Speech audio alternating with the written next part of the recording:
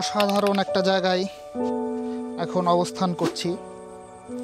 চাঁপাইনবাবগঞ্জে এত সুন্দর প্রাকৃতিক পরিবেশ দেখতে পাওয়াটা সৌভাগ্যের।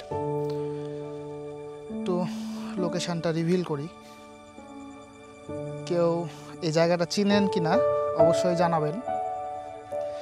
অস্থির, মানে কি বলবো, মন প্রাণ জুড়িয়ে যাচ্ছে। সচরাচর এই ধরনের পরিবেশ আমরা পরিলক্ষিত করি না। খুবই চমৎকার একটা পরিবেশ।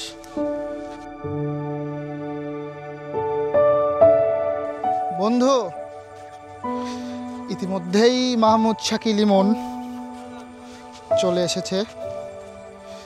এই যে মাহমুদ শাকিল ইমন, চাচা এখানে মনের সুখে ধান কাটছে।